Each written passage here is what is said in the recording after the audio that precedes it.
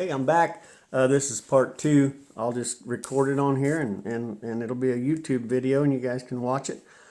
And hopefully y'all can catch it because, man, this is getting aggravating, isn't it?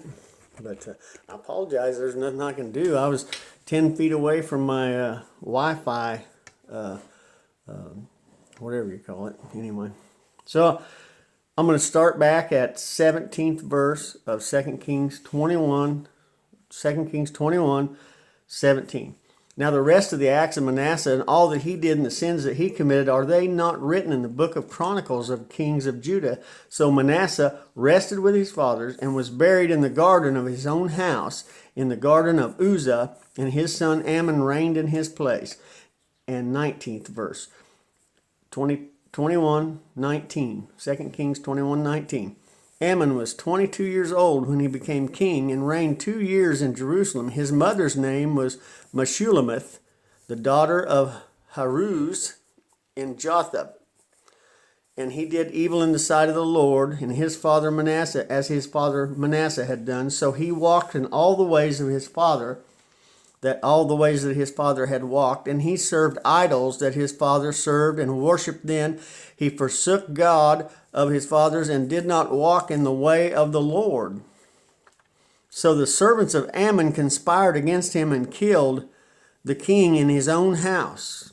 The servants of Ammon conspired against the king and killed him in his own house, but the people of the land executed all those who had conspired against the king of Ammon, King Ammon, and the people of the land made his son Josiah king in his place. Now the rest of the acts of Ammon, which he did, are they not written in the book of Chronicles of the Kings of Judah? And he was buried in the tomb of Uzzah, and Josiah his son reigned in his place. And Josiah was 8 years old when he became king and reigned 31 years in Jerusalem. His mother's name was Jedidah, the daughter of Adiah of Bokath.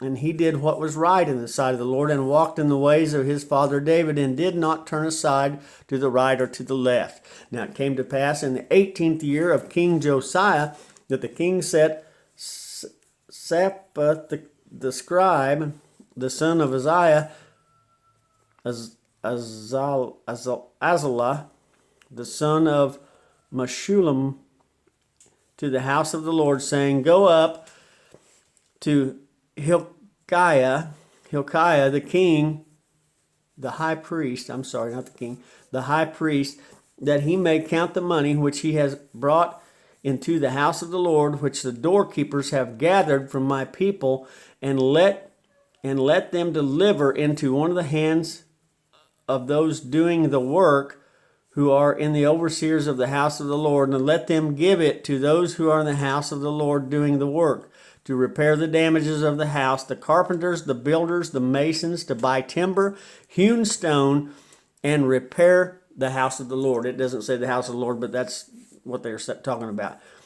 However, there need be no accounting made with them of the money delivered into their hands, because they deal faithfully. We've seen this before. And Hilkiah, the high priest, said to Shaphan the scribe, I have found the book of the law of the house of the Lord. And Hilkiah gave the book to Shaphan, and he read it. And Shaphan, the scribe, went into the king, bringing the word, saying, Your servants have gathered the money that was found in the house, and have delivered it into your hand to those who do the work, who oversee the house of the Lord. Then Shaphan the scribe showed the king, saying, Hilkiah the priest has given me a book. And Shaphan read it before the king. Now it happened, when the king heard the words of the book of the law, that he tore his clothes. And the king commanded Hilkiah the priest, Acham, the son of Shaphan, Achbor, the son of Micaiah, Shaphan the scribe, and Asaiah the servant of the king, saying, Go inquire to the Lord for me, that the people of Judah concerning the words of the book that has been found. For great is the wrath of the Lord that arise against us, because our fathers have not obeyed the word of the book, and to do according to all that is written concerning us. And really, they could have just been quit worshiping other gods. They'd have been better off. But that would have been extremely helpful. So Hilkiah the priest, Ahikam, Akbar, Shaphan, and Asaiah went to Huldah the prophetess, the wife of Shallum, the son of Tikvah, the son of Haras, the keeper of the wardrobe. She dwelt in Jerusalem in the second quarter, and they spoke with her, and she said to them, Thus saith the Lord God of Israel, Tell the man who sent you to me, Thus saith the Lord, Behold, I will bring calamity on this place, on its inhabitants, and all the words of the book which the king of Judah has read, because they have forsaken me and burned incense to other gods, that they might provoke me to anger with all the works of their hand. Therefore my wrath shall be aroused against this place, and shall not be quenched. But as far as the king of Judah, who sent you to inquire to the Lord in this manner, you shall speak to him, Thus saith the Lord God of Israel, concerning the words which you have heard, because your heart is tender, and you humbled yourself before the Lord when you heard what I spoke against this place and against its inhabitants, that they would become a desolation and a curse. And you tore your clothes and wept before me. I also heard you, saith the Lord. Surely, therefore, I will gather you and your fathers, and you shall be gathered to your grave in peace, and your eyes shall not see all the calamity which I bring upon this place. So they brought back word to the king. The 23rd chapter. Now the king sent them together, all the elders of Judah in Jerusalem for him. And the king went up into the house of the Lord with all the men of Judah, and with him all the inhabitants of Jerusalem, the priests and the prophets and all the people, both small and great. And he read in their hearing all the words of the book of the covenant which he had found in the house of the Lord. And the king stood by a pillar and made a covenant before the Lord. I follow the Lord and keep his commandments and his testimonies and his statutes with all his heart and soul, to perform the words of the covenant that is written in this book. And all the people took a stand for the covenant, and the king commanded that Hilkiah the high priest and the priest of the second order and the doorkeeper bring out of the temple of the Lord the articles that were made before Baal and Asherah,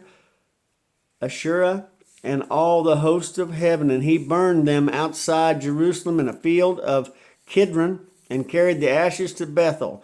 And he removed the idolatrous priests from the kings of Judah, in order to burn incense in the high places of the cities of Judah, in the places all around Jerusalem.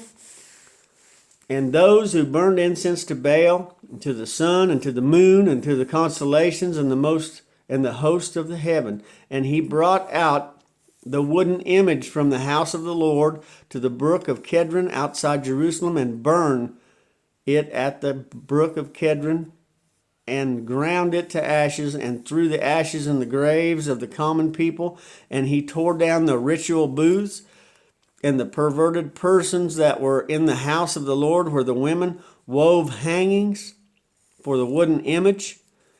And he brought all the priests from the cities of Judah, and defiled the high places where the priests had burnt incenses at Geba and Beersheba. He also broke down the high places at the gates, which were the entrance of the gate of Joshua and the governor of the city, which were left in the city's gate. Nevertheless, the priests of the high places did not come to the altar of the Lord of Judah, but they ate unleavened bread among the brethren.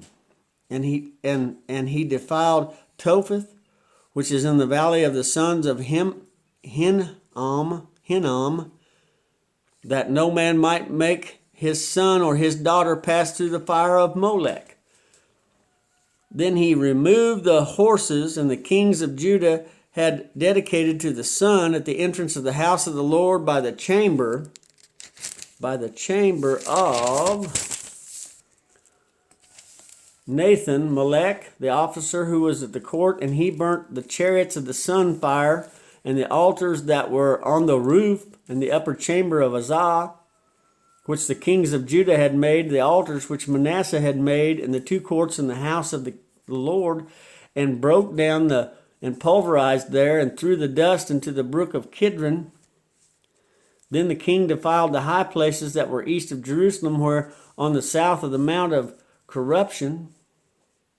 So Solomon, king of Israel, had built for Ashtoreth the abominations of the Sidonians, and Chemosh the abominations of the Moabites, and Milcom the abomination of the people of Ammon, and he broke them into pieces.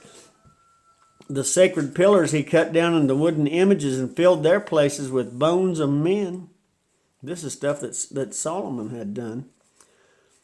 Moreover, the altar that was at Bethel, in the high places which Jeroboam the son of Nebat, who made Israel sin, had made both that altar and the high place that he broke down, and burnt the high places and crushed them into powder, and burnt the wooden images.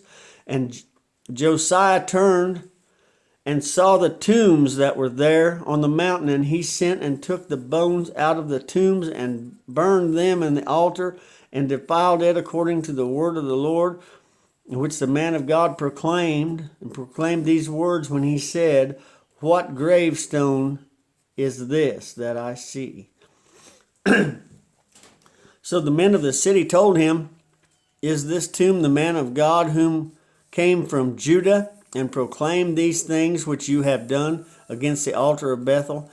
And he said, "Let him alone, let no one move his bones." So they let his bones alone, the bones of the prophet who came from Samaria. Now Josiah also took away the shrines and the high places that were in the cities of Samaria, which the kings of Israel had made to provoke the Lord in anger, and he did to them according to all the deeds that he had done to Bethel. He executed all the priests, the high places were there in the altars, and burnt the men's bones on them, and returned to Jerusalem. Then the king commanded that all the people, saying, "Keep the Passover of the Lord your God, as it is written in the book of the covenant." The Passover had never been held since the days of the judges who judged Israel, so clear back to then, nor in all the days of the kings of Israel or the kings of Judah. But in the 18th year of the king Josiah, the Passover was held before the Lord of Jerusalem.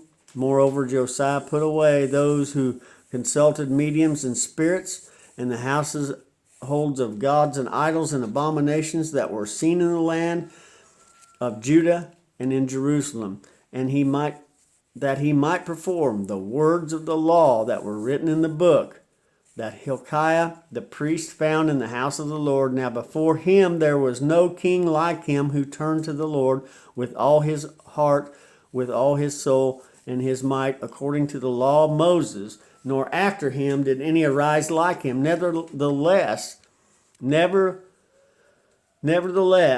the Lord did not turn from the fierceness of his great wrath, which from his anger was aroused against Judah, because of all the provocation in which Manasseh had provoked him. And the Lord said, "I will remove Judah from my sight, as I have removed Israel. And I will cast off the city of Jerusalem, which I have chosen, in the house of which I said, my name shall be there." My name shall be there. We are in the 23rd chapter, 28th verse.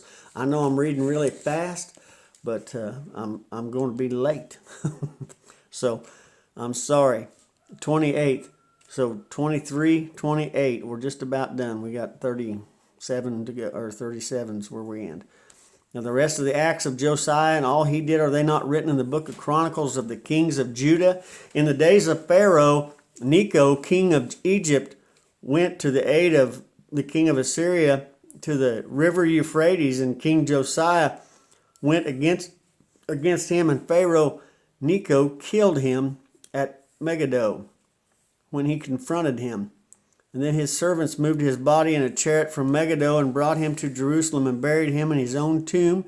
And the people of the land of Jehoahaz, the son of Josiah, anointed him and made him king in his father's place. Jehoahaz was 23 years old when he became king and reigned 3 months in Jerusalem, and his mother's name was Hamutal, the daughter of Jeremiah of Libnah, and he did evil in the sight of the Lord, according to all that his fathers had done. Now Pharaoh Necho put him in prison in Riblah in the land of Hamath, that he might not reign in Jerusalem. And he imposed in the land a tribute of 100 talents of silver and a talent of gold. Then Pharaoh Necho made Eliakim of Josiah, the son of Josiah, king in his place, and his father Josiah changed his name to Jehoiakim. And Pharaoh took Jehoahaz and went to Egypt, and he died there. Now Jehoiakim gave the silver and gold to Pharaoh, but he taxed the land to give money according to the command of Pharaoh.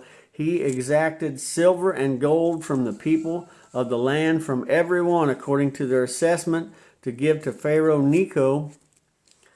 Jehoiakim was 25 years old when he became king, and he reigned for 11 years in Jerusalem, and his mother's name was Zebudah, the daughter of Padua of Ramah, and he did evil in the sight of the Lord according to all his fathers had done. Let's go to the New Testament, where I can get through that real quick, and we'll see what Paul did. The Sanhedrin got divided. Remember what we were just at Paul claimed he was a citizen of Rome, and the commanders decided they weren't going to beat him, and so I was born. He told them I was born a citizen. I didn't buy my citizenship. I was born, and they withdrew from him, and the commander was afraid after he found that out, and had him bound. They bound him still and put him. Now we're going to go 23:1. Acts 23:1, and Paul, looking earnestly at the council, said, "Men and brethren, I have lived in all good conscience before God until this day."